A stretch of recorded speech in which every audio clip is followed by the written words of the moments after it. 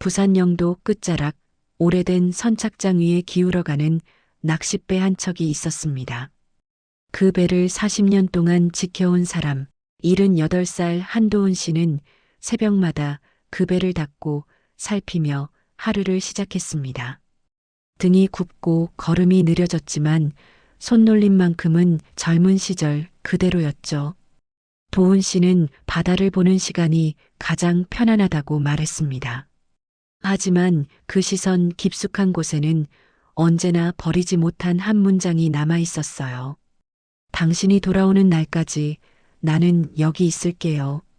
그 문장을 남긴 사람은 40년 전 폭풍 속에서 실종된 아내 정미라 씨였습니다.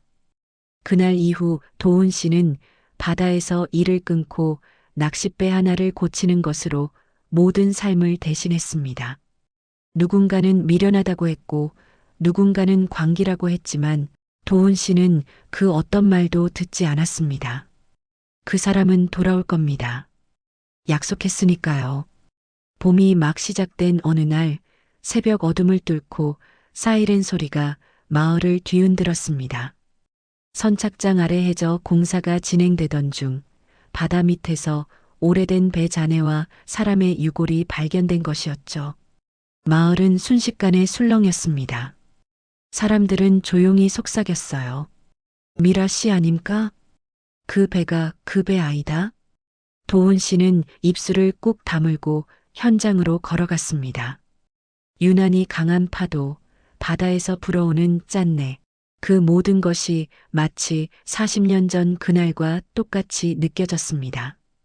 그 앞에서 그는 아주 작게 중얼거렸습니다. 여기 있었습니까?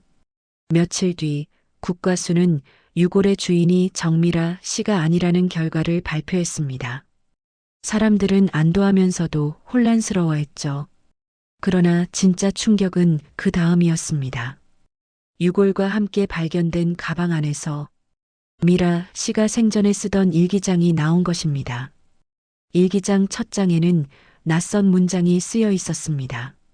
만약 내가 돌아가지 못하면 모든 진실은 바다에 남을 것이다. 도훈 씨는 손끝이 떨리는 것도 잊은 채 일기장을 넘겼습니다.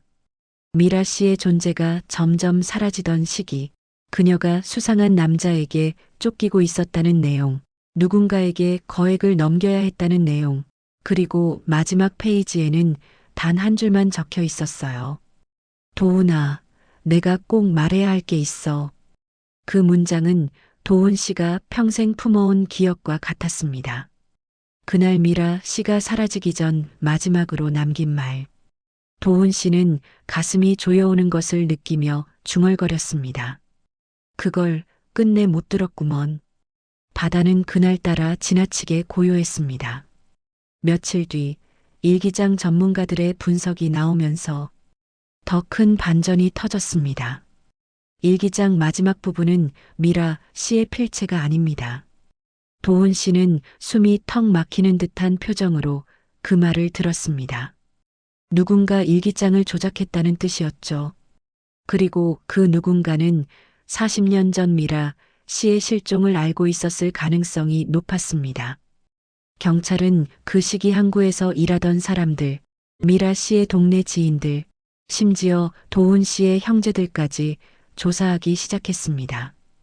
도훈 씨는 그 사이 과거를 떠올리며 자신이 놓쳤던 작은 단서들을 생각해냈습니다.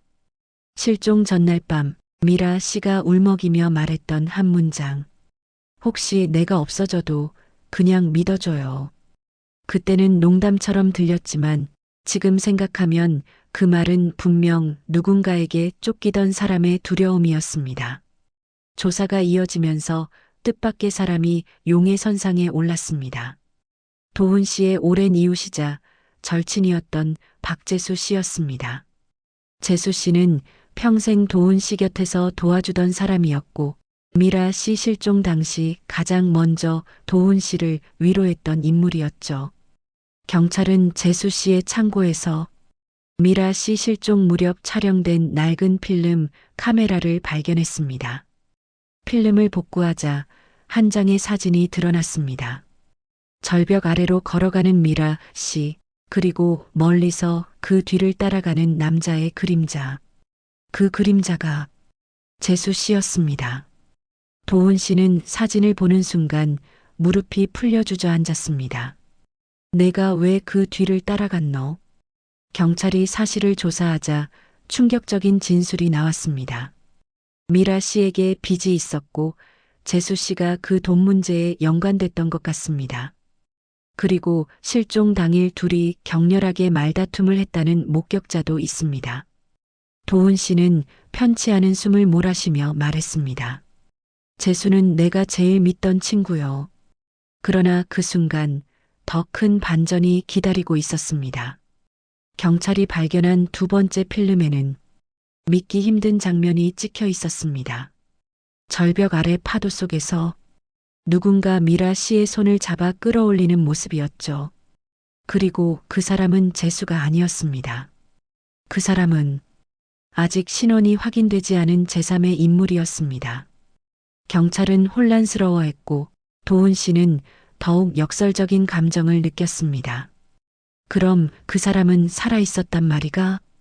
그날 밤 도훈 씨는 잠들지 못하고 40년 동안 닿기만 하던 낚싯배 위에 올라갔습니다. 미라 씨가 좋아하던 작은 등을 켜고 조용히 앉아있자 바람이 잔잔하게 배를 스쳤습니다. 그때였습니다. 선착장 끝에서 누군가 다가오는 발소리가 들렸습니다. 도훈 씨는 뒤돌아보며 조용히 말했습니다. 누굽니까? 그림자 속에서 걸어 나온 사람은 한 번도 본 적 없는 중년 남자였습니다. 그는 비에 젖은 목소리로 말했습니다. 여기 미라 씨 남편 되시죠? 도훈 씨는 눈을 가늘게 뜨고 그를 지켜보았습니다. 당신은 누구요?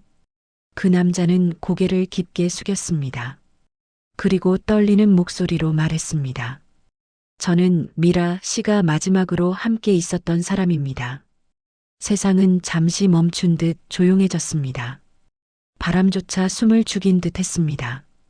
남자는 조용히 눈을 감고 말을 이었습니다. 그날 제가 그분을 살렸습니다. 뭐라 했노? 그분은 절벽 아래로 떨어졌고 저는 우연히 그곳에 있었고 살려냈습니다. 그리고 도망가라고 했습니다. 누군가에게 쫓기고 있었으니까요. 도훈 씨는 바람 한 점 없는 얼굴로 물었습니다. 살았었단 말이가, 살아있었단 말이가. 남자는 고개를 들어 흐릿한 눈빛으로 도훈 씨를 바라보았습니다. 하지만 오래 살지는 못하셨습니다.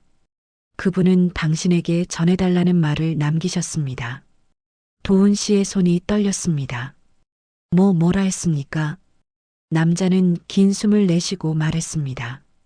당신에게 미안하다고, 그리고 마지막까지 사랑했다고, 언젠가 당신이 자유롭게 살기를 바란다고 했습니다. 도훈 씨는 말없이 하늘을 올려다보았습니다. 별빛이 흐릿하게 흔들렸습니다. 그리고 아주 천천히 눈가가 젖어갔습니다. 남자는 마지막으로 작은 상자를 꺼내 도훈 씨에게 건넸습니다. 이건 그분이 남기신 마지막 유품입니다. 도훈 씨는 손을 떨며 상자를 열었습니다. 그 안에는 40년 동안 찾아 헤매던 금반지와 작은 편지 한 장이 들어 있었습니다. 편지에는 짧게 적혀 있었어요. 당신이 나를 기다려줘서 고마웠어요. 이젠 나도 기다리지 않을게요. 부디 살아주세요. 바람이 불어 편지가 살짝 흔들렸습니다. 도훈 씨는 편지를 가슴에 꼭 눌러붙이며 조용히 말했습니다. 그렇게 살겠소. 이제는 그렇게 살겠소. 그날 이후 도훈 씨의 얼굴에는 조금씩 평온이 돌아왔습니다.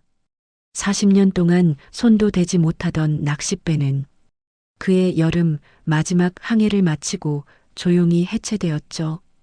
그리고 어느 아침 바다 위에 핀 햇살을 바라보며 도훈 씨는 이렇게 말했습니다. 사람은 떠나도 사랑은 남더이다.